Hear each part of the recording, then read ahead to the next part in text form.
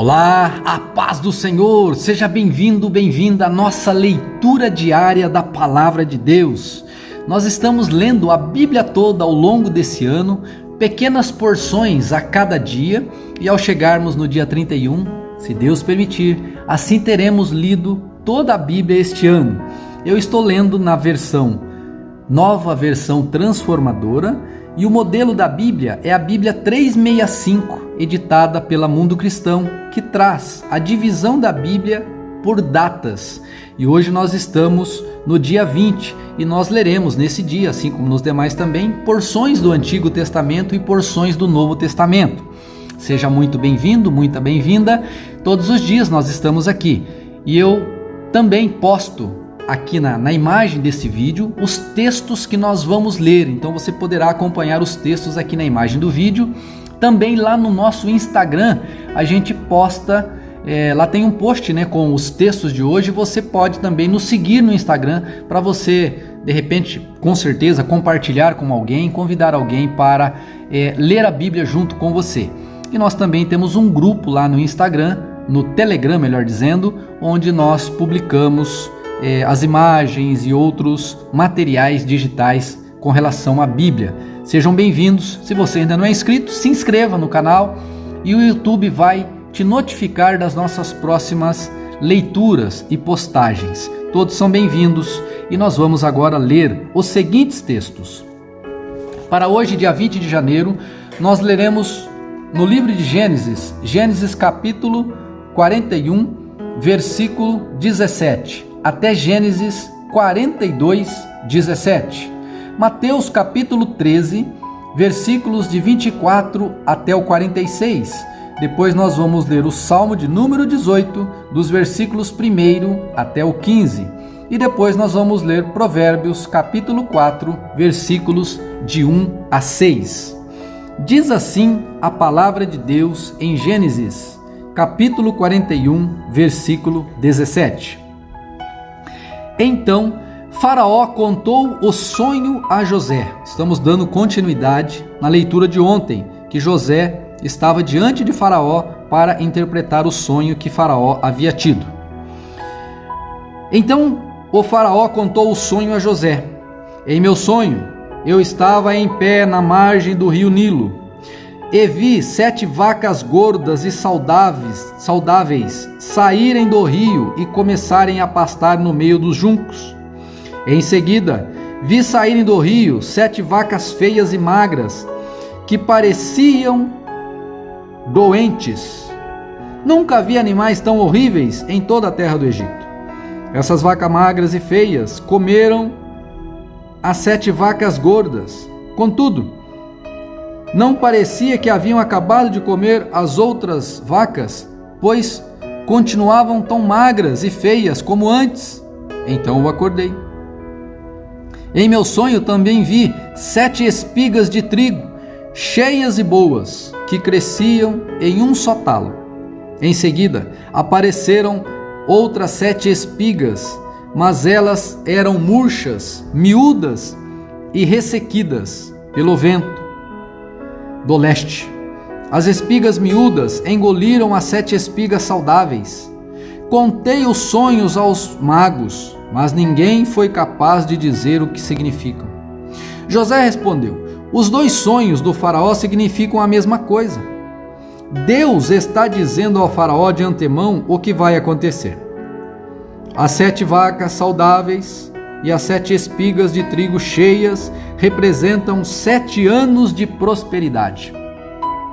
As 7 vacas feias e magras e as 7 espigas miúdas e ressequidas pelo vento do leste representam 7 anos de fome.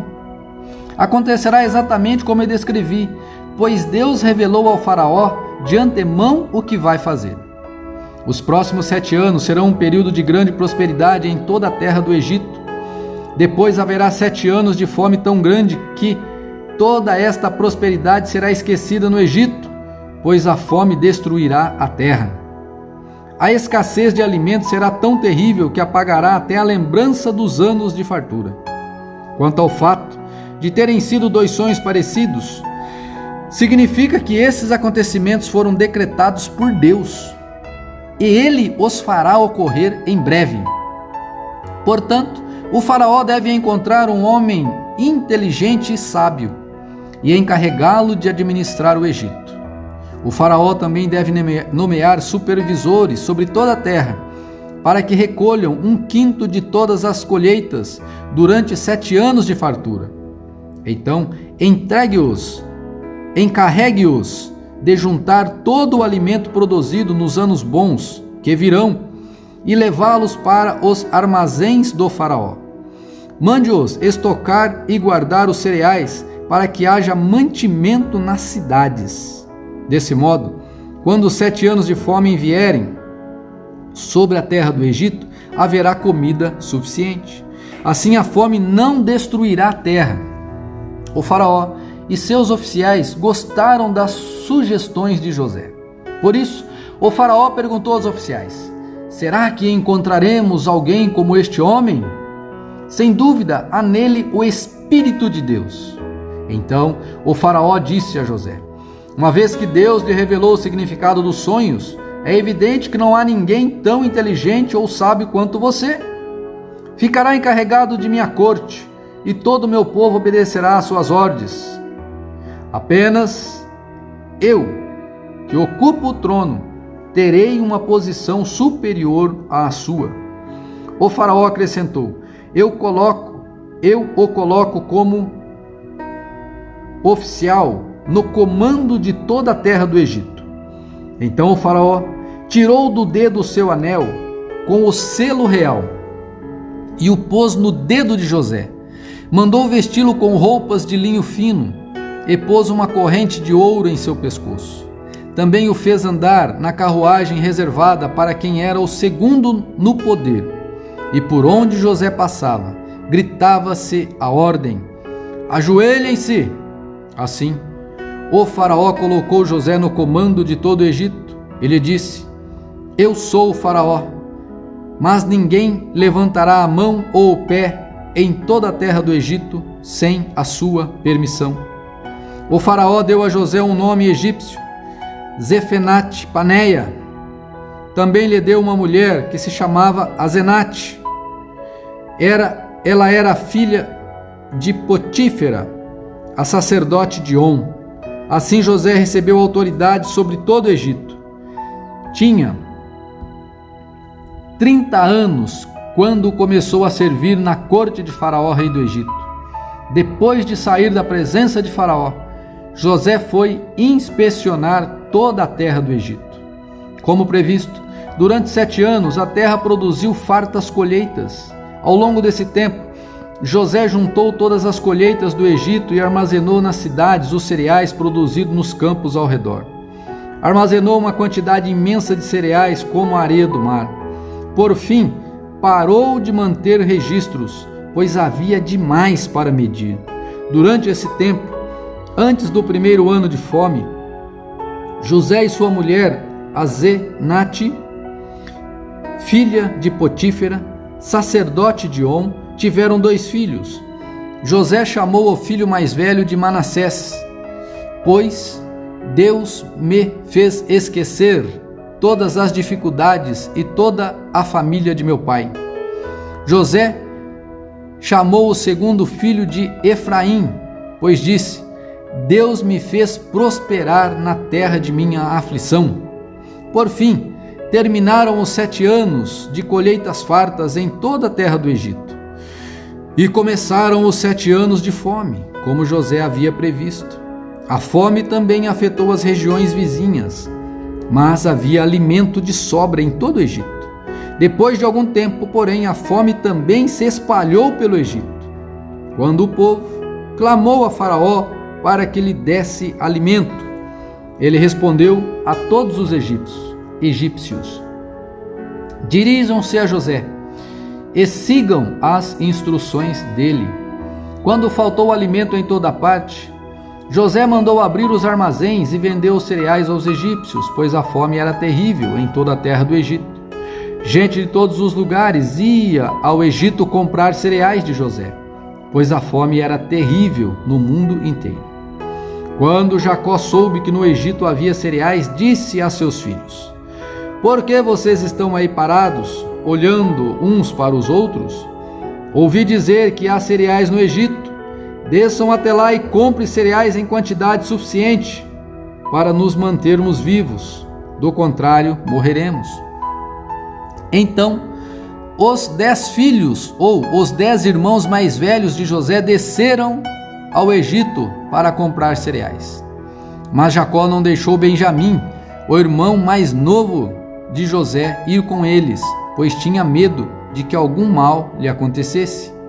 Os filhos de Jacó chegaram ao Egito junto com outros para comprar mantimentos, porque também havia fome em Canaã. Uma vez que José era governador do Egito e o encarregado de vender cereais a todos, foi a ele que seus irmãos se dirigiram. Quando chegaram, curvaram-se diante dele com o rosto no chão. José reconheceu os irmãos de imediato, mas fingiu não saber quem eram. Ele lhes perguntou com aspereza: de onde vocês vêm?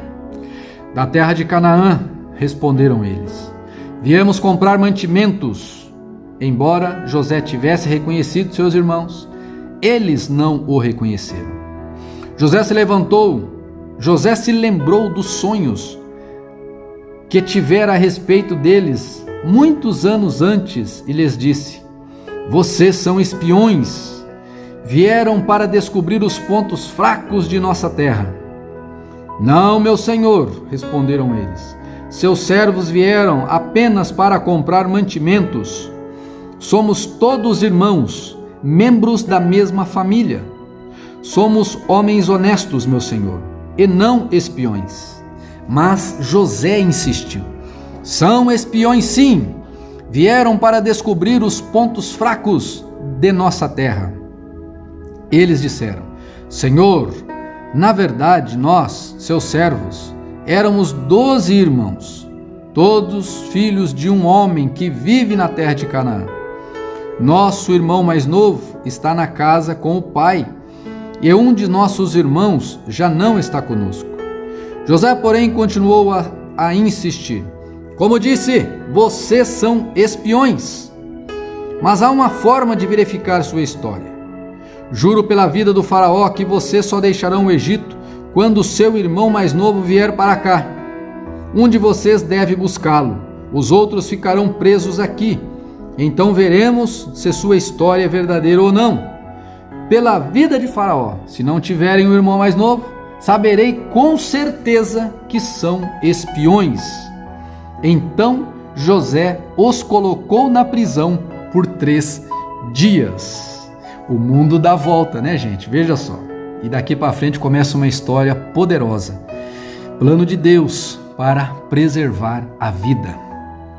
Olha só, agora nós vamos a Mateus capítulo 13, nos versículos 24 ao 46. Esta foi a parábola que Jesus contou. O reino dos céus é como um agricultor que semeou boas sementes em seu campo. Enquanto os servos dormiam, seu inimigo veio, semeou joio no meio do trigo e foi embora. Quando a plantação começou a crescer, o joio também cresceu. Os servos do agricultor vieram e disseram: o campo em que o Senhor semeou boas sementes está cheio de joio. De onde ele veio? O inimigo fez isso, respondeu o agricultor. Devemos arrancar o joio? Perguntaram os servos. Não, respondeu ele. Se tirarem o joio, pode acontecer de arrancarem também o trigo. Deixem os dois crescerem juntos até a colheita. Então direi aos ceifeiros que separem o joio, amarrem-no em feixes e queimem-no. E depois guardem o trigo no celeiro. Então Jesus contou outra parábola. O reino dos céus é como a semente de mostarda que alguém semeia num campo. É a menor de todas as sementes, mas se torna a maior das hortaliças. Cresce até se transformar em árvore. E vêm as aves e fazem ninho em seus galhos. Jesus também contou outra parábola. O reino dos céus é como o fermento usado por uma mulher para fazer pão. Embora ela coloque apenas uma pequena quantidade de fermento, em 3 medidas de farinha, toda a massa fica fermentada. Jesus sempre usava histórias e comparações como essas quando falava às multidões. Na verdade, nunca lhes falava sem usar parábolas. Cumpriu-se desse modo que foi dito por meio do profeta: eu lhes ensinarei por meio de parábolas, explicarei as coisas escondidas desde a criação do mundo. Em seguida, deixando as multidões do lado de fora, Jesus entrou em casa. Seus discípulos lhe pediram: por favor, explique-nos a parábola do joio no campo. Jesus respondeu: o filho do homem é o agricultor que planta as boas sementes. O campo é o mundo e as sementes são o povo do reino. O joio são as pessoas que pertencem ao maligno, e o inimigo que plantou a semente no meio do trigo é o diabo. A colheita é o fim dos tempos, e os que fazem a colheita são os anjos. Da mesma forma que o joio é separado e queimado no fogo, assim será no fim dos tempos. O Filho do Homem enviará seus anjos, eles removerão do reino tudo que produz pecado e todos os que praticam o mal, e os lançarão numa fornalha ardente, onde haverá choro e ranger de dentes. Então os justos brilharão como o sol no reino do Pai. Quem é capaz de ouvir, ouça com atenção. O reino dos céus é como um tesouro escondido que um homem descobriu num campo. Em seu entusiasmo, ele escondeu novamente, vendeu tudo o que tinha e com o dinheiro da venda comprou aquele campo. O reino dos céus também é como um negociante que procurava pérolas preciosas da melhor qualidade. Quando descobriu uma pérola de grande valor, vendeu tudo o que tinha e, com o dinheiro da venda, comprou a tal pérola. Gente, esta parte aqui de Mateus é preciosa por demais. Você leia com calma, porque ela vale muito a pena. Vamos agora ao livro dos Salmos, Salmo de número 18, versículos de 1 a 15. Eu te amo, Senhor, tu és minha força. O Senhor é minha rocha, minha fortaleza e meu libertador. Meu Deus é meu escudo, meu Deus é meu rochedo, em quem encontro proteção. Ele é meu escudo, o poder que me salva e meu lugar seguro. Aleluia! Clamei ao Senhor, que é digno de louvor, e Ele me livrou dos meus inimigos. Que precioso! Os laços da morte me cercaram, torrentes de destruição caíram sobre mim. A sepultura me envolveu em seus laços, a morte pôs uma armadilha em meu caminho. Em aflição, clamei ao Senhor, sim, pedi socorro a meu Deus. Do seu santuário ele me ouviu meu clamor, e o meu clamor chegou aos seus ouvidos. Glórias a Deus. Versículo 7. A terra se abalou e estremeceu, tremeram os fundamentos dos montes, agitaram-se por causa da sua ira. De suas narinas saiu fumaça, de sua boca fogo consumidor, brasas vivas saíram dele. Ele abriu os céus e desceu, com nuvens escuras de tempestade sob os pés. Montado num querubim, pairava sobre as asas do vento, envolveu-se num manto de escuridão, em densas nuvens de chuva. Nuvens espessas escondiam o brilho de seu rosto e faziam chover granizo e brasas vivas. O Senhor trovejou dos céus, a voz do Altíssimo ressoou em meio ao granizo e às brasas vivas. Atirou flechas e dispersou seus inimigos, lançou muitos raios e os fez fugir em escuridão, em confusão. Então, por tua ordem, Senhor, como o forte sopro de suas narinas, o fundo do mar apareceu e os alicerces da terra ficaram expostos. Que Deus poderoso é esse, hein? Agora vamos a Provérbios, capítulo 4, versículos de 1 a 6. Meus filhos, ouçam quando seu pai lhes ensina, prestem atenção e aprendam a ter discernimento. pois a orientação que lhes dou é boa, e não se afastem de minhas instruções. Quando eu era filho de meu pai, filho único, amado por minha mãe, meu pai me ensinava: leve minhas palavras a sério, siga meus mandamentos e viverá. Adquira sabedoria e aprenda a ter discernimento. Não se esqueça de minhas palavras, nem se afaste delas. Não abandone a sabedoria, pois ela o protegerá. Ame-a e ela o guardará. Gente, que preciosidade, que coisa linda. Senhor, em nome de Jesus, que estas palavras alimentem a alma desta pessoa que leu comigo, que ouviu comigo, que assistiu este vídeo. E, Senhor, que esta palavra produza frutos na vida dela para esta terra e para a eternidade. Grandes frutos em nome de Jesus. Amém. Amém. Glória a Deus. Você já se inscreveu aqui no canal? Se não se inscreveu, se inscreva aqui embaixo. E nós nos vemos amanhã na nossa próxima leitura. E lembre de ir lá no Instagram para você curtir o post desta leitura e também compartilhá-la com um amigo seu lá no Instagram, tá bem? Deus te abençoe e fique na paz. Até amanhã.